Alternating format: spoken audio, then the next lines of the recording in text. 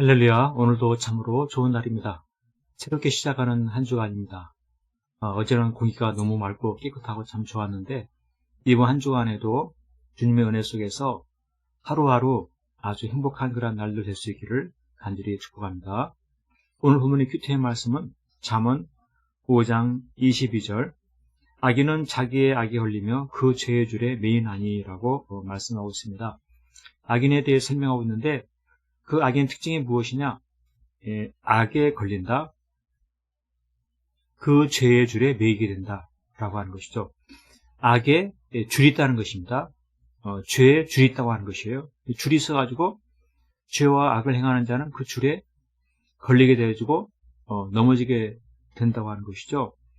참으로 이것은 어리석은 일인 것입니다. 도대체 왜 스스로 매이게 될 줄, 그와 같은 죄의 줄을 만들고 있느냐라고 하는 것입니다.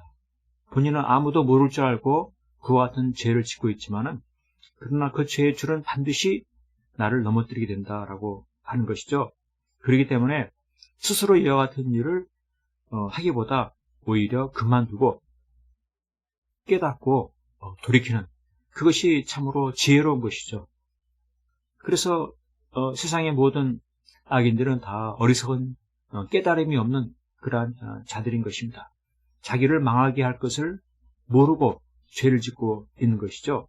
그래서 그 죄와 악으로부터 돌이키는 것이 옳음에도 불구하고 믿음이 없으면 어떻습니까? 계속해서 죄의 줄에 매이려고 하는 것입니다. 또 죄를 행하고 또 악을 행하고 나를 넘어뜨리게 하는 그 죄의 줄을 계속해서 만드는 것이죠. 우리 하나님은 이 세상을 반드시 심판하신 하나님이십니다. 그 죄와 악을 행하는 사람에 대하여서 심판하시고 죄에 대해서 벌을 주시는 그런 하나님이신 것인데 믿음이 없으면 그런 하나님을 알지 못하고 계속해서 스스로 죄와 악을 행하는 삶을 그만두지 않는 것입니다. 고집하는 것입니다. 그래서 아무리 말을 해도 훈계를 받지 아니하고 그러면 그럴수록 결국 더욱더 미련해지게 되는 것이죠.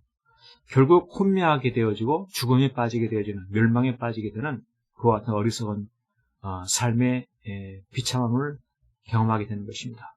그렇습니다. 오늘 우리의 삶 속에서도 때때로 죄에 흔들릴 때가 있습니다. 이 세상은 죄악된 세상이기 때문에 여러 가지 유혹들, 여러 가지 욕심들, 그와 같은 것에 흔들릴 때가 있습니다. 그런데 믿음이라고 하는 것은 단호하게 그것에 대처하는 것입니다. 죄와 악을 행하는 것은 나를 넘어지게 하는 줄을 만드는 것이다. 죄와 악을 행하면 그 줄에 내가 넘어지게 될 것이다 라고 하는 그 사실을 분명히 깨닫고 믿음으로 하나도 태업하지 않고 그 모든 것들을 버리고 거룩한 삶을 살아가는 이것이 믿음의 삶이다 라고 하는 것이죠. 이와 같은 삶을 살 때 그는 결국 후회 없는 삶을 살고 가장 성공적인 삶을 살게 되는 것입니다. 오늘도 내 삶 가운데 역사는 죄악의 유혹이 어떤 것들이 있습니까? 내 마음속에, 내 생각 속에, 내 가정과 사회 속에 내가 만나는 친구들 가운데 어떤 죄의 유혹이 있습니까?